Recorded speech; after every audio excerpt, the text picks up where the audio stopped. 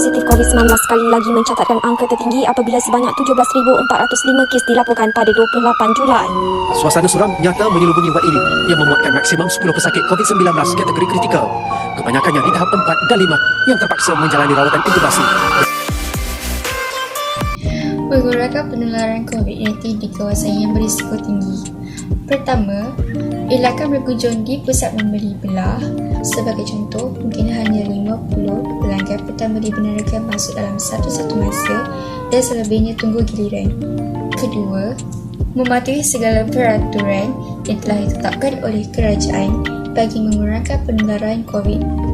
Sebagai contoh, hanya ketua keluarga sahaja yang dibenarkan keluar untuk membeli barang keperluan. Akibat penularan COVID-19 yang berlaku di Malaysia, kerajaan telah menjalankan satu perintah iaitu PKP ataupun PKPT yang secara tidak langsung telah mengakibatkan corak perubahan yang besar terhadap pergerakan seharian kita.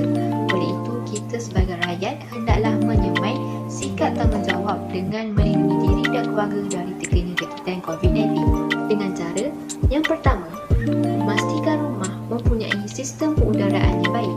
Contohnya, sentiasa membuka tingkap bagi mengekalkan penularan COVID-19 dalam rumah. Oleh itu, kita dapat melindungi diri dan keluarga dari terkena jangkitan. Yang kedua, memastikan setiap ahli keluarga mendaftar atau mengambil vaksin yang berumur di antara 19 tahun ke atas. Dengan mendapatkan sertifikat ini, kita dapat membentuk antibodi yang kuat dan dapat mengurangkan kebarangkalian kejadian penyakit COVID-19 yang lebih serius. Dan yang terakhir, memakai sanitizer ataupun mencuci tangan sebelum masuk ke rumah. Ini dapat mencegah atau melindungi diri dan keluarga.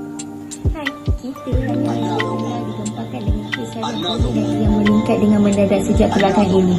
Hal ini membuatkan fasiliti yang ada di hospital telah padat dengan pesakit COVID-19 sahaja. Perdana Menteri telah pun mengisytiharkan bahawa satu Malaysia perlu mengalami darurat buat seketika waktu bagi mengurangi kes harian. Semasa lockdown telah dilaksanakan, tidak semua sektor dibenarkan untuk beroperasi. Hal ini membuatkan segelintir masyarakat tidak bekerja dan tidak punya income yang stable. Ini memberikan kekanan kepada mereka untuk membayar sewa rumah, bayar bil, bayar kereta. Oleh itu, kita mempunyai tanggungjawab antara komuniti untuk membantu antara satu sama lain. Kita boleh memberi sumbangan dalam bentuk wang, dalam bentuk makanan bagi mereka menjalani kehidupan harian pada waktu sekarang.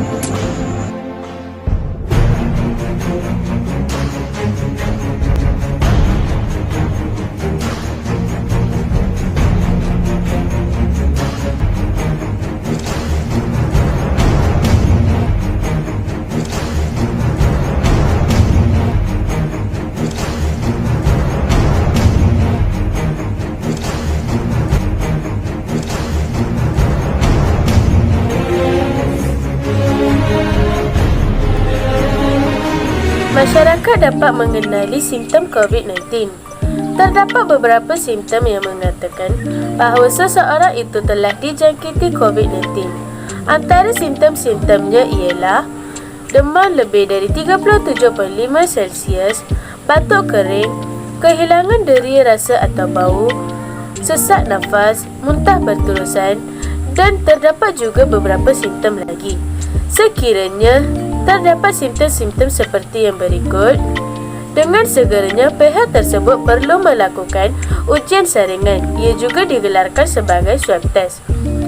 Selepas melakukan ujian saringan, jika keputusan menunjukkan positif, ia bermakna bahawa pihak tersebut telah dijangkiti COVID-19.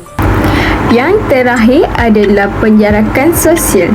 Penjarakan sosial bermaksud tidak berjabat tangan, menjarakkan 1 meter antara satu sama lain dan tidak keluar rumah jika tiada urusan.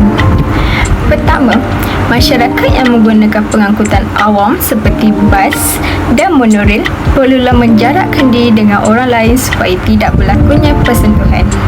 Kedua, kedua, masyarakat digalakkan untuk membuat pesanan makanan melalui dalam talian seperti GrabFood, Foodpanda ataupun Lalamove untuk mengelakkan diri daripada keluar rumah. Ketiga, masyarakat perlulah jarakkan 1 meter dengan orang lain semasa beratur di mana-mana tempat seperti bank, pusat beli belah dan ketika untuk menaiki kenderaan awam.